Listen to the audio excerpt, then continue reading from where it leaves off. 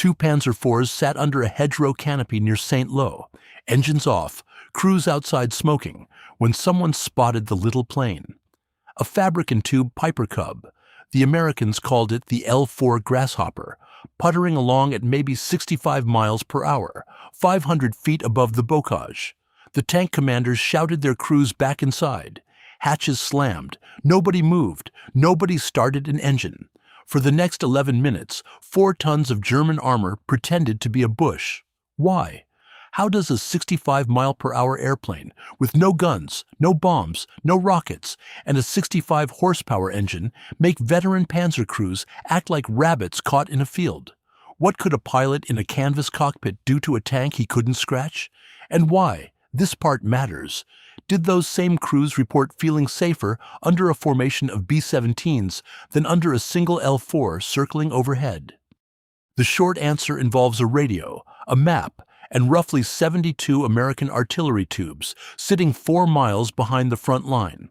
The long answer takes us into one of the most lopsided psychological mismatches of the entire war. If you think that's an exaggeration, hit subscribe, drop your take in the comments, and smash like so we can argue about it properly. The best episodes on this channel start as fights down there. The L4 carried a pilot and an observer, sometimes just a pilot. Total combat load. A pair of binoculars, a grease pencil, a map board strapped to one knee, and an SCR 610 radio. That radio connected to a fire direction center on the ground, which connected to batteries of 105mm howitzers, and in many cases, 155s behind them. The little plane didn't need to kill anything. It just needed to see, and it could see everything. From 500 feet over Norman farmland, an L4 observer could pick out individual vehicles under tree cover, track movement along sunken lanes, note which intersections had fresh ruts, the bocage that blinded American infantry on the ground, those dense, maddening hedgerows, looked like a grid from above. Every field had 4 walls. Every wall had a gap. An observer with a grease pencil could mark armor positions, call a fire mission, and have shells landing inside 90 seconds.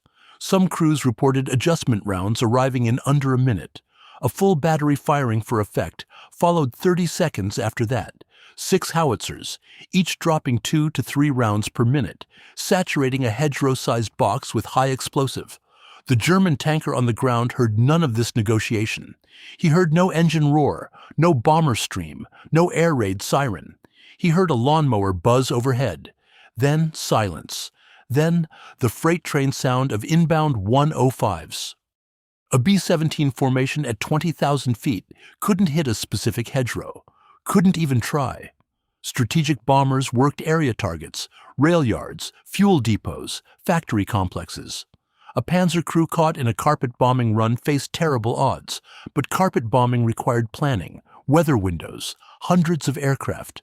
It arrived on a schedule, or not at all.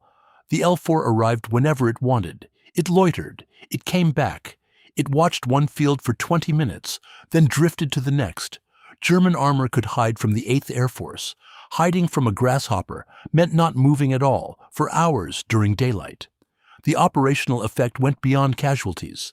A tank that won't move can't counterattack, can't reinforce, can't reposition to meet a breakthrough. German after-action reports from Normandy returned to this problem with a kind of frustrated repetition.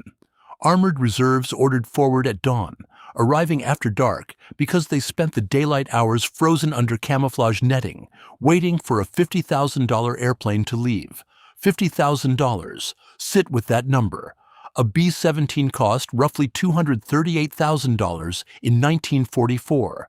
A P-47 Thunderbolt ran about $83,000. The L4 Grasshopper, the machine that paralyzed entire panzer formations, cost the United States Army less than most staff cars.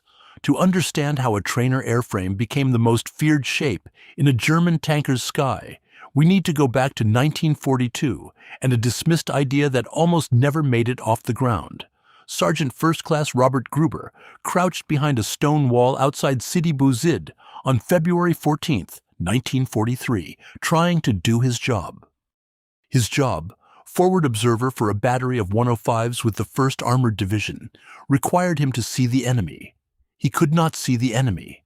He could see dust, tan, choking, rolling clouds of it kicked up by something heavy, moving behind the eastern ridge. Panzers, half-tracks, trucks, impossible to tell. The mid-morning sun turned the dust into a bright wall. Wind shifted it south, then back again. Through his binoculars, he caught flickers of dark shapes, gone before he could plot a coordinate. He had a radio and a map. He had trained for exactly this moment. None of it mattered, because he shared a fundamental limitation with every forward observer since Napoleon's time. He stood on the ground, and the ground is flat. The problem sounds simple. It wasn't. Indirect fire, shooting over hills and terrain at targets you can't see from the gun position, depends entirely on someone else's eyes. A forward observer moves with the infantry, or takes a position on high ground, watches where shells land, radios corrections. The system works beautifully on a training range in Oklahoma, where the terrain cooperates and nobody shoots back. In Tunisia, the terrain did not cooperate. The jebels and ridgelines created dead ground everywhere, pockets of earth invisible from any position a man on foot could reach. An observer on one ridge could see the valley in front of him, but not the reverse slope or the wadi behind the next crest, let alone the assembly area where German armor staged before an attack. Gruber called a fire mission anyway. Best guess on the coordinates. The battery fired. He heard the rounds pass overhead, a tearing cloth sound at that range, and watched the impacts bloom on the wrong side of the ridge, 500 yards short and 200 left. Dirt fountains in empty desert, he corrected. The battery adjusted. Second volley landed closer, but still hit nothing he could confirm. The dust wall hadn't moved.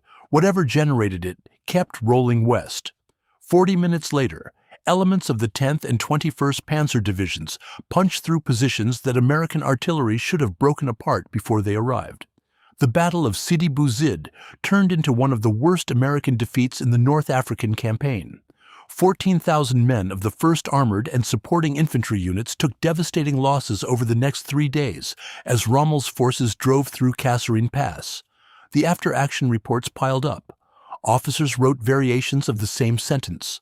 Colonel C.C. Gruber, no relation to the sergeant, summarized the artillery problem in language the Field Artillery Journal published later that year. The Americans had an abundance of firepower with an absence of observation. Their word, abundance. The guns existed. The shells existed. The fire direction centers could compute solutions fast enough. The missing piece sat between the observer and the target, altitude. A man standing on a ridge at 300 feet of elevation can see roughly 21 miles to the horizon on a clear day. Useful. But he can't see behind the next ridge, can't see into a wadi, can't see through dust or smoke. Give that same man 500 feet of altitude above the battlefield, real altitude, not a hilltop, and the geometry changes completely. Dead ground disappears. Reverse slopes open up, and assembly areas behind ridgelines become visible. Dust clouds that hide movement from the side reveal movement from above because you can see the source. The U.S. Army already owned an airplane that could provide exactly this. The L-4 had deployed to North Africa with organic artillery units. Liaison pilots flew command and control missions, ferried messages, evacuated wounded from forward strips. What they did not do, officially, in early 1943 was direct artillery fire from the air. Not because it couldn't work, because the Army Air Forces didn't want them to. 13,000. That's how many L-4s and their close variants, Piper, Aranca, and Taylorcraft, delivered to the U.S. Army between 1942 and 1945. 13,000 slow, unarmed, fabric-skinned airplanes that couldn't outrun a stiff headwind. No other country on Earth ordered anything comparable. The British used Auster observation planes in smaller numbers. The Germans had the Fieseler Storch, a superb aircraft, arguably better in raw performance, but never built the system around it. The Luftwaffe owned the Storch. The Wehrmacht borrowed it. The distinction mattered more than airframe specs ever could. The Army Air Forces wanted control of everything with wings. General Hap Arnold's position, consistent from 1941 onward, held that air power belonged to airmen. Centralized command. Strategic priorities set by air commanders, not ground officers. The logic had merit for bombers and fighters.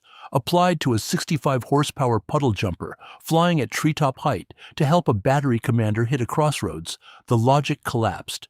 An artillery colonel in contact didn't need to file a request through an air support chain that might answer in 4 hours. He needed eyes overhead in 4 minutes. The fight over who owned those eyes burned through Washington conference rooms for the better part of 2 years.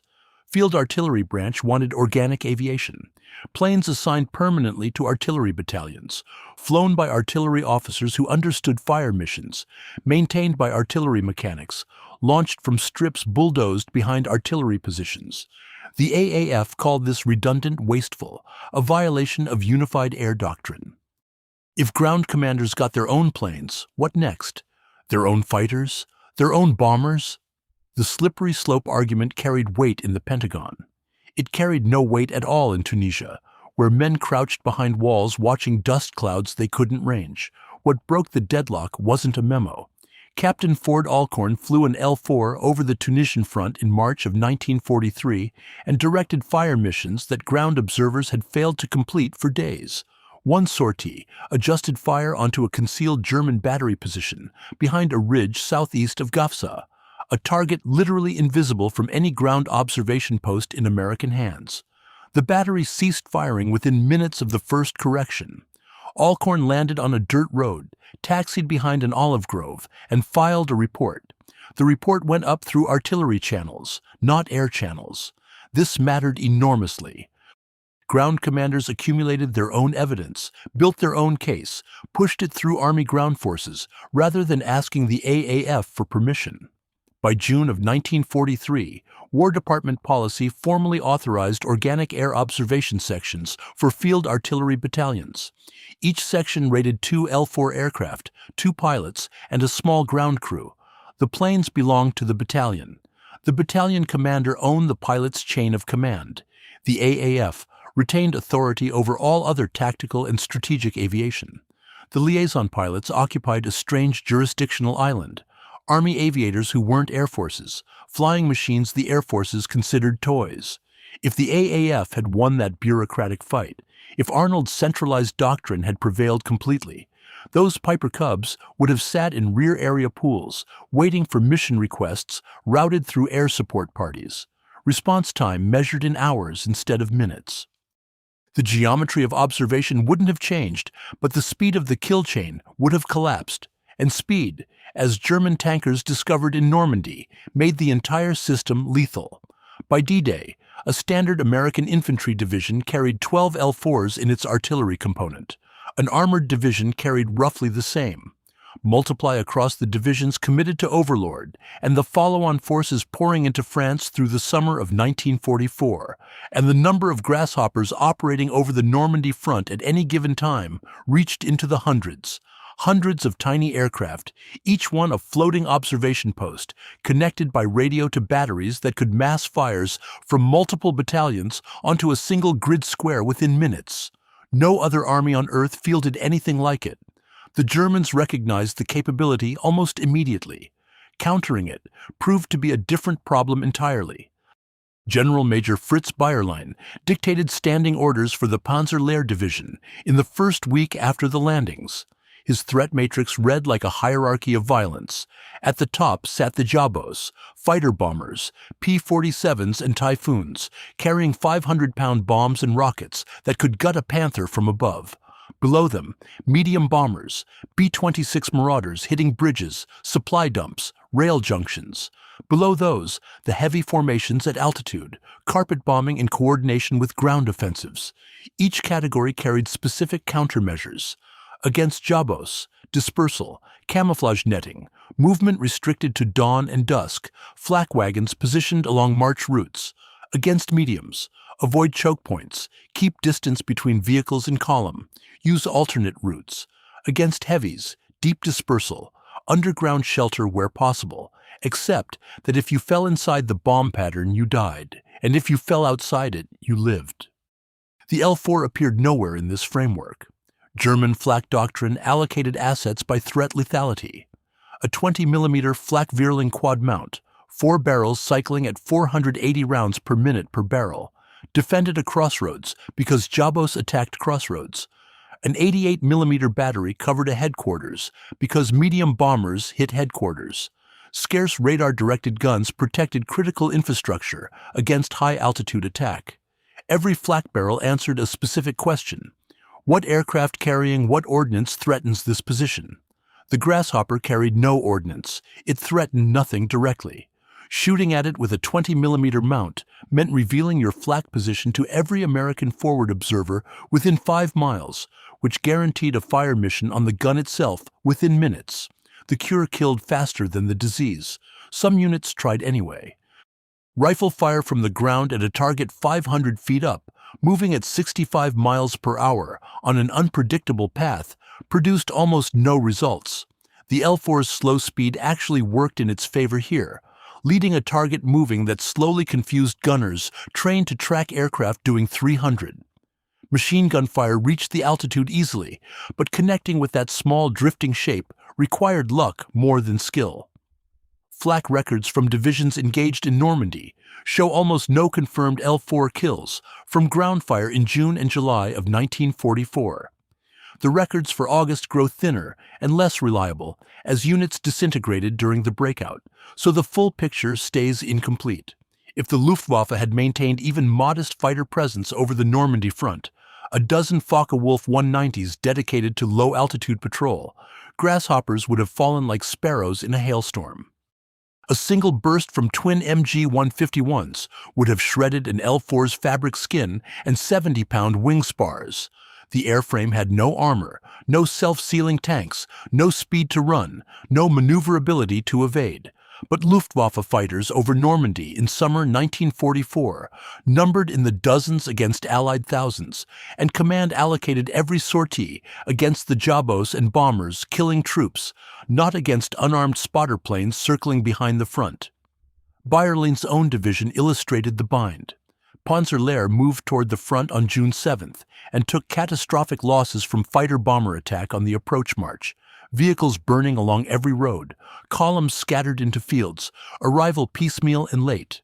Bayerlein focused his surviving flak assets on the Jabo threat because the Jabos had just destroyed a quarter of his transport. Rational decision. Correct even, given the information he processed that week. The L4 problem registered as a secondary annoyance, something the artillerymen complained about, not something a division commander built his defense around.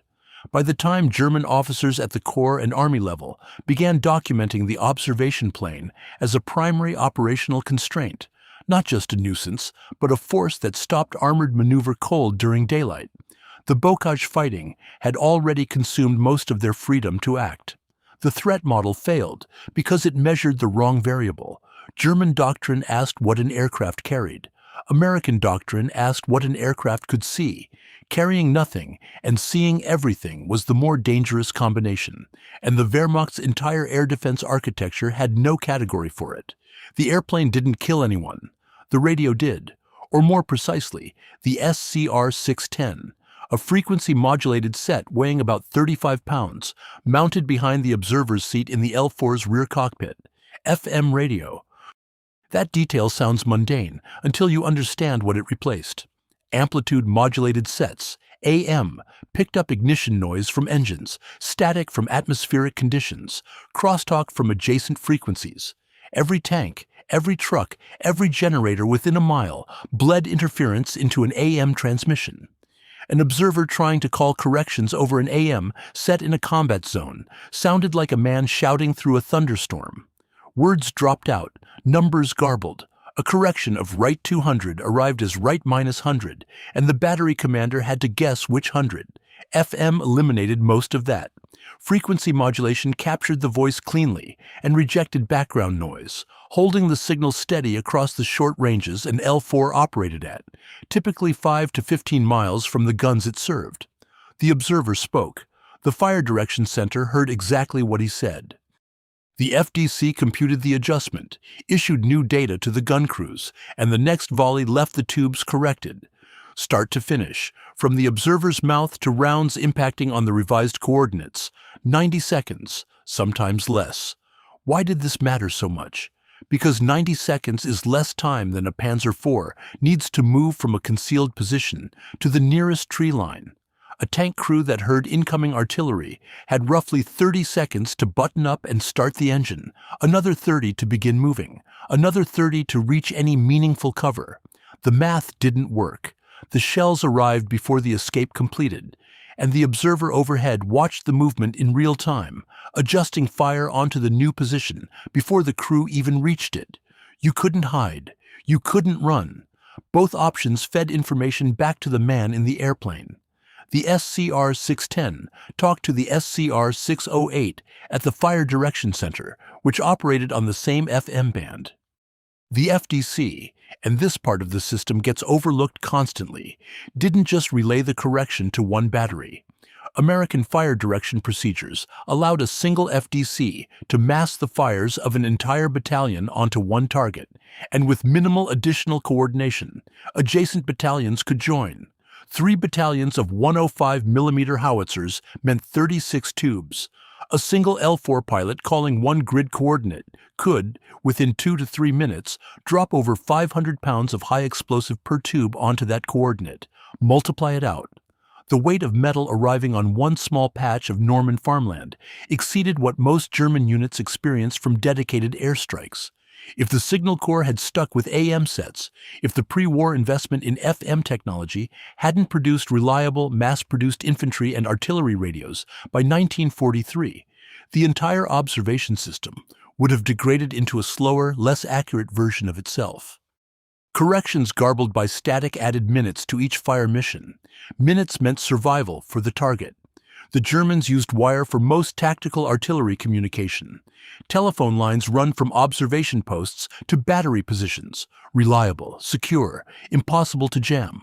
Also impossible to run from an airplane. Their forward observers stayed on the ground, connected by copper strand to guns that couldn't shift fires as fast because the communication architecture didn't support it.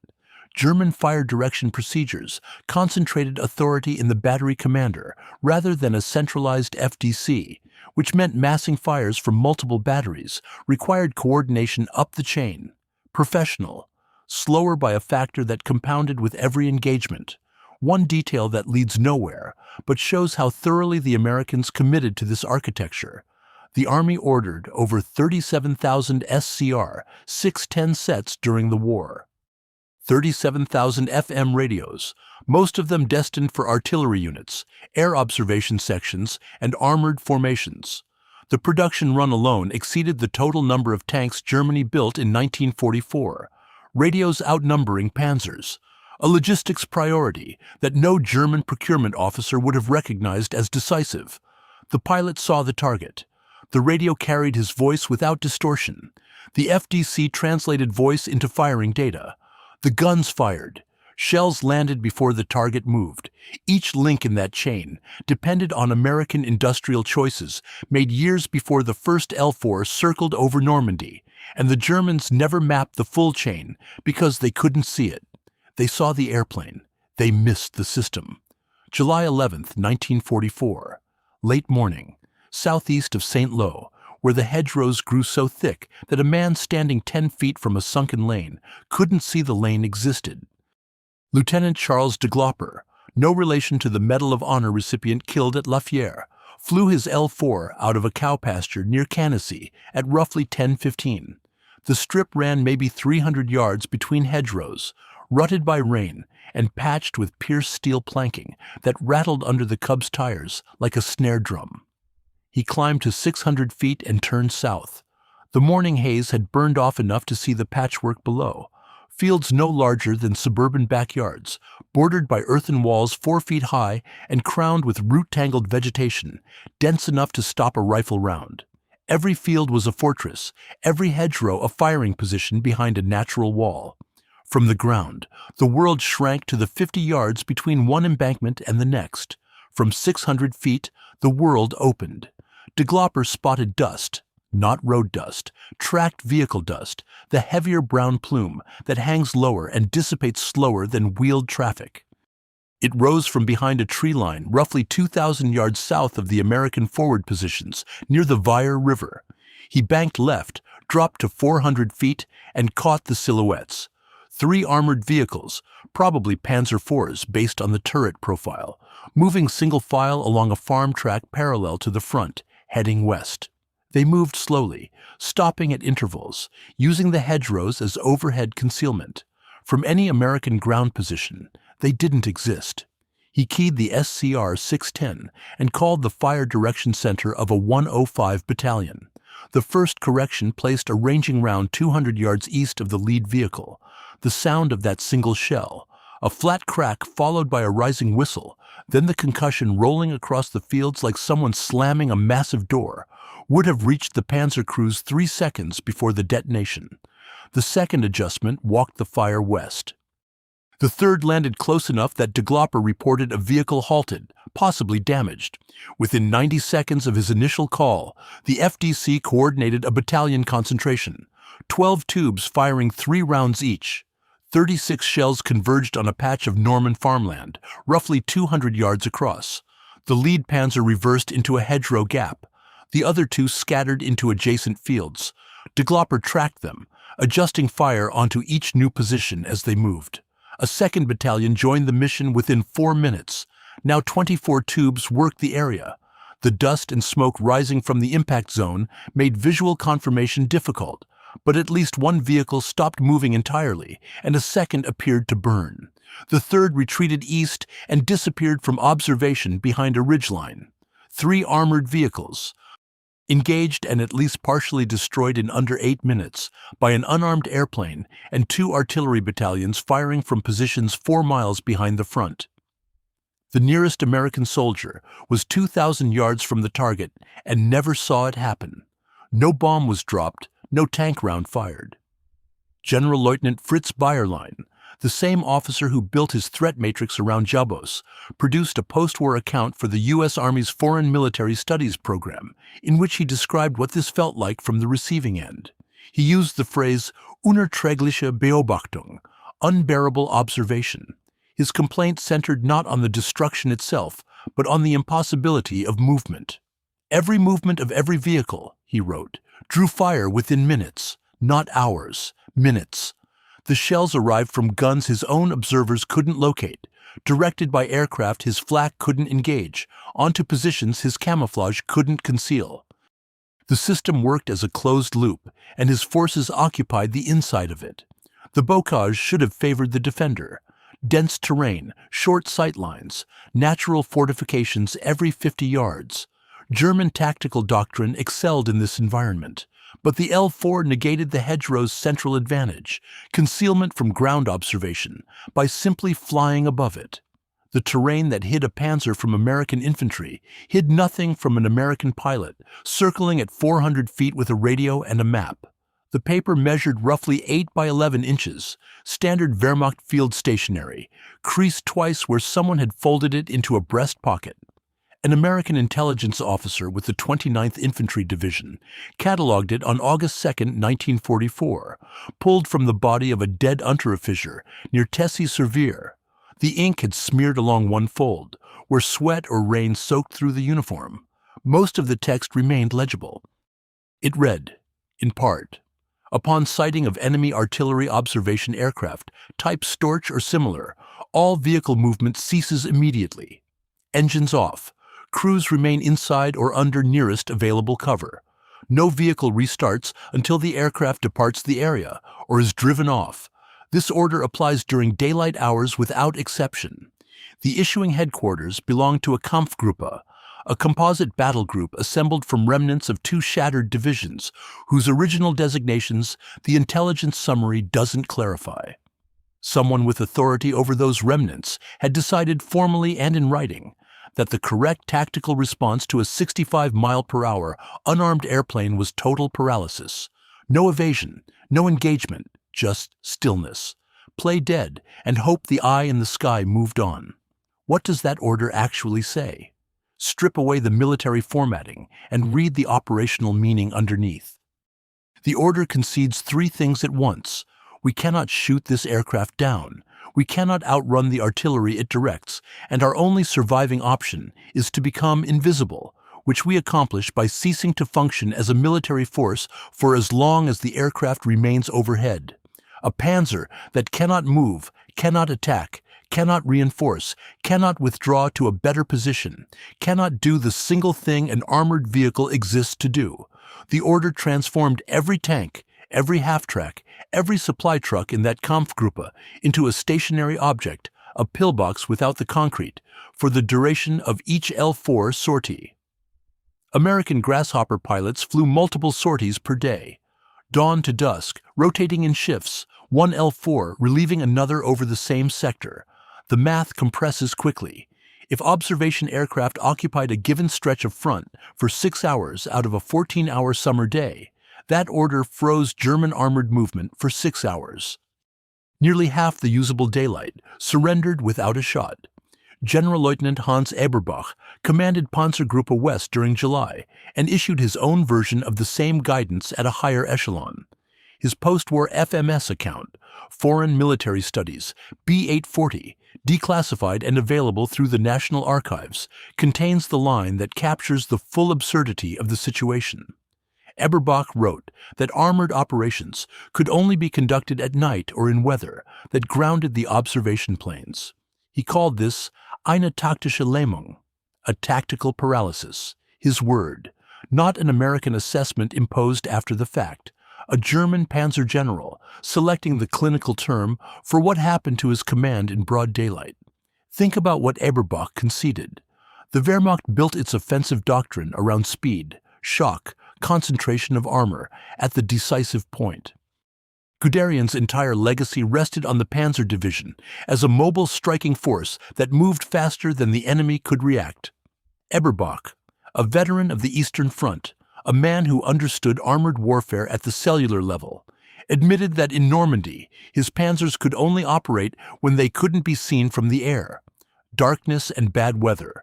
The German armored force on the Western Front had exactly 2 windows for maneuver. An army that conquered France in 6 weeks during 1940 now needed cloud cover to move a platoon of tanks across a road. The Kampfgruppe order near Tessy-sur-Vire and Eberbach's post-war testimony say the same thing in different registers. The field order speaks in the clipped imperative of a commander trying to keep his men alive through the next 12 hours.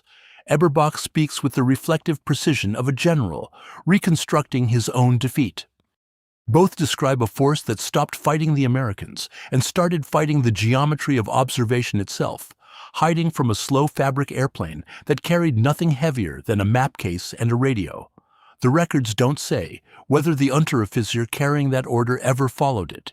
He died near a hedgerow, with the paper still in his pocket, and the American who found him filed it with the routine intelligence take of an August afternoon. Bombers terrified from a distance, the L4 terrified from inches away. The distinction matters more than it sounds. A B-17 formation, approaching at 25,000 feet, announced itself minutes in advance. Contrails, engine drone building from a low hum to a roar, flak batteries opening up across the horizon. A soldier on the ground had time to reach a slit trench, time to pull a tarpaulin over a vehicle, time to brace.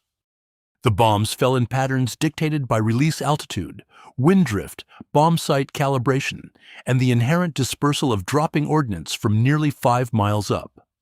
8th Air Force strike photography from Normandy shows bomb patterns scattered across areas a quarter-mile wide. Some hit the target, many hit Norman farmers' fields. During Operation Cobra, on July 25, 1944, American heavy bombers killed over 100 soldiers of the 30th Infantry Division, their own men, because the margin of error at altitude compressed friendly and enemy positions into the same impact zone. Bombers delivered violence on an industrial scale. They did not deliver precision. The L4 delivered something worse. It delivered accuracy that followed you.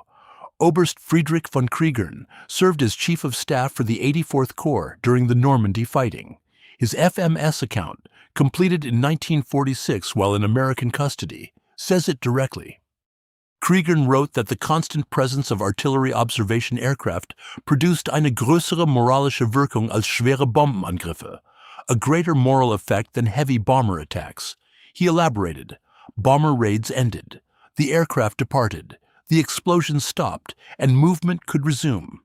The observation planes did not end. They rotated. One left and another arrived, and the artillery they directed could sustain fire for hours because American ammunition supply, another system the Germans couldn't match, kept the guns fed. Krieger's phrase moralische Wirkung translates literally as moral effect, but in German military usage it carries the weight of psychological destruction. Combat effectiveness degraded not by casualties alone, but by the erosion of will to act. So what does a tanker do when he fears the observer more than the bomber? He stops thinking offensively.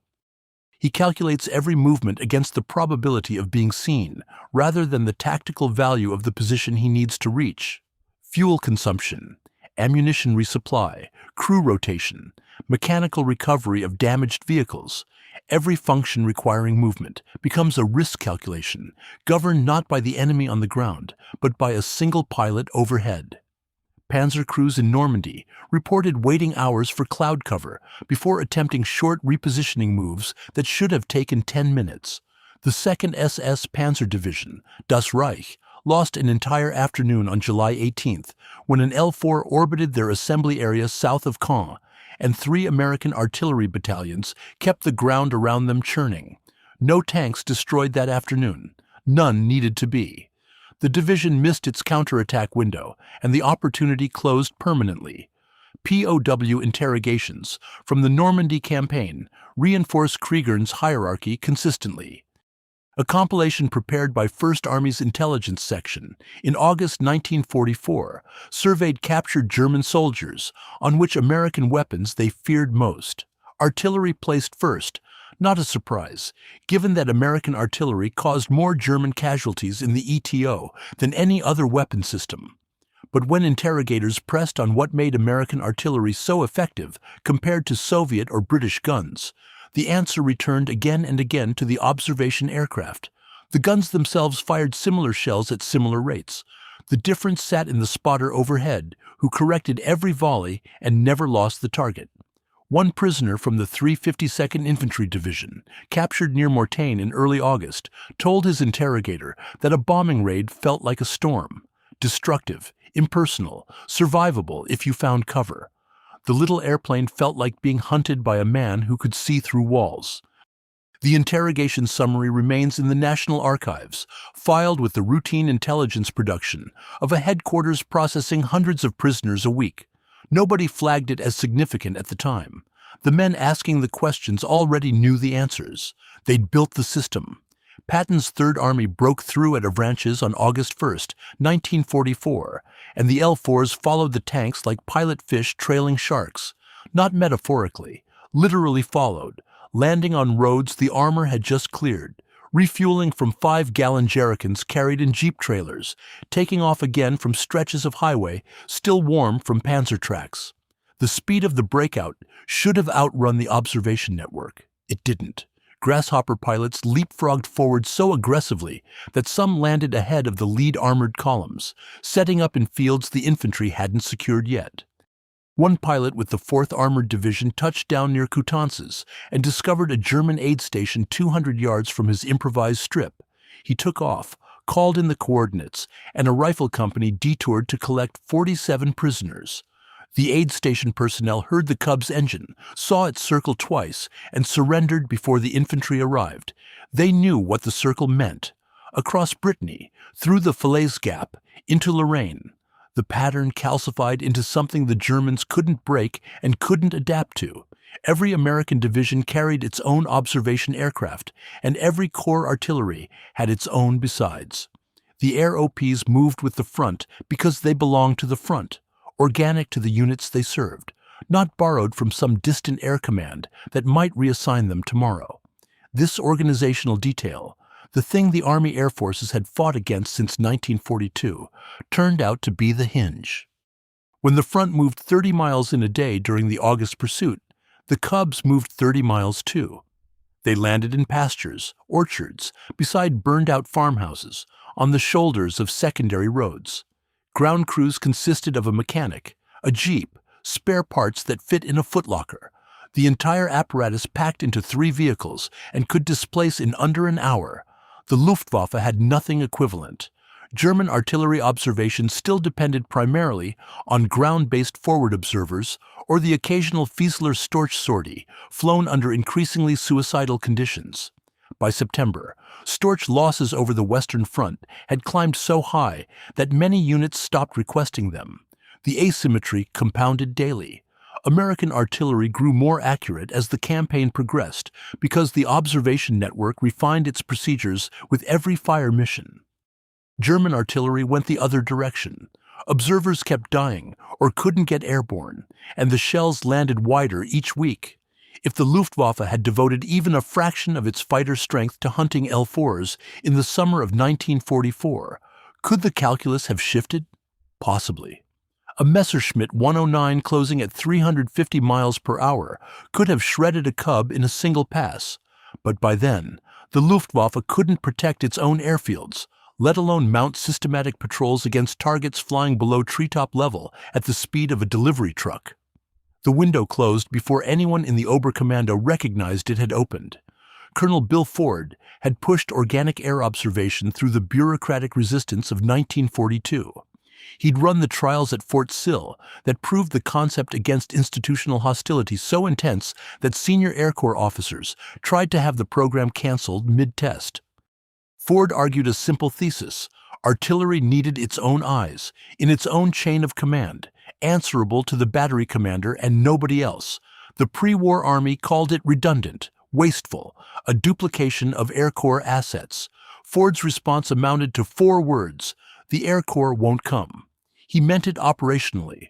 When a battery needed fire adjusted in the next 60 seconds, a request routed through air liaison channels would arrive too late to matter. The records from Fort Sill show that Ford's demonstration missions reduced time to accurate fire by over 60% compared to ground observation alone. The skeptics watched the demonstration, read the numbers, and some of them still resisted. Normandy settled the argument with German blood. Lorraine confirmed it. By the time American forces crossed the Rhine in March 1945, the L4 network had adjusted fire for more artillery missions than any other observation method in the European theater. The doubters never published retractions. They didn't need to. The after-action reports from every division, every corps, every army in the ETO contained the same operational footnote, repeated so often it stopped being remarkable. Air OP adjusted fire, target destroyed, mission complete. Thousands of entries, each one a Panzer that stopped, a convoy that scattered, a battery that went silent, a road junction rendered impassable, killed by a system the Army almost refused to build, 65 miles per hour, zero armament, a airframe weight of 740 pounds empty, fabric skin you could push a pencil through, Continental engine producing 65 horsepower, less than a 1944 Volkswagen Kubelwagen. Purchase price to the United States government, roughly $2,600 per unit. For context, a single 75mm Sherman round cost about $22. The entire airplane cost less than 120 shells. That airplane, that slow, soft, defenseless nothing of a machine, restructured German tactical behavior across the entire Western Front from June 1944 to May 1945. Panzer divisions shifted to a nocturnal schedule. Armored counterattacks became a weather-dependent gamble. Every road, crossroads, tree line, and assembly area turned into a potential killing ground, not because the L4 carried weapons, but because it carried information. And the American system converted information into steel fragments, arriving at the target within 90 seconds. The Germans built tanks with 80mm frontal armor, equipped them with 75mm high-velocity guns, trained crews for months in gunnery and formation tactics, and the defining constraint on those tanks' operational employment turned out to be a fabric-covered civilian trainer overhead, flown by a lieutenant who 3 years earlier had been a crop duster, or a barnstormer, or a college kid who liked airplanes, or all three.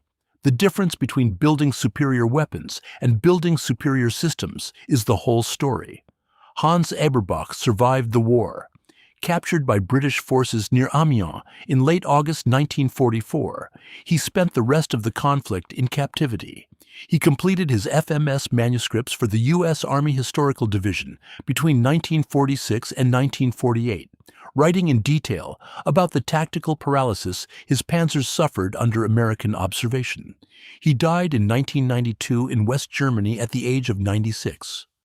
Friedrich von Kriegern, whose testimony ranked the L-4 above heavy bombers in psychological effect, also survived. He returned to civilian life and contributed several additional FMS studies on German defensive operations. Fritz Bayerlein, Panzer Lehr's commander, the man whose standing orders treated the observation aircraft as a primary threat category, surrendered to American forces in April 1945. He lived until 1970 in Würzburg. In post-war interviews, he maintained that Allied air power, broadly defined, broke his division's combat power before American ground forces finished the job. He never separated the observation aircraft from the fighter bombers in those interviews. The intelligence officers who read his wartime orders knew the distinction he'd drawn himself. Bill Ford left the Army after the war as a full colonel. The program he championed, organic air observation for artillery, became permanent Army doctrine and evolved through the Korean War into the helicopter-based observation system that defined Vietnam-era fire support. Ford didn't fly combat missions himself. He built the bureaucratic architecture that put pilots over the battlefield, and then the battlefield validated every argument he'd made at Fort Sill. The Air Force, independent after 1947, never fully reconciled with the Army keeping its own aviation branch. That institutional tension persists in different forms into the present day. Ford's original point remains embedded in Army organizational structure, like rebar in concrete. The observer belongs to the shooter. The grasshopper pilots themselves scattered after VE Day. Most returned to civilian flying, charter services, crop dusting, flight instruction at small municipal airports. Their aircraft went to surplus yards. Pipers and Arancas sold for a few $100s apiece to farmers, sportsmen, weekend flyers. The planes that froze panzer divisions ended up towing banners over beaches and dusting cotton fields in Mississippi. The combat records survive in after-action reports filed by division artillery sections, dry paperwork noting coordinates, rounds expended, targets neutralized, thousands of sorties compressed into log entries barely a sentence long. One L-4 pilot. His name appears in the 4th Armored Division's records only as Lieutenant Gruening, flew his final observation mission on May 6, 1945, 2 days before the German surrender. He spotted a column of vehicles on a road near Volery in Czechoslovakia, radioed the position, received the reply that a ceasefire was imminent, and turned west toward his landing strip. He filed the sortie report that evening.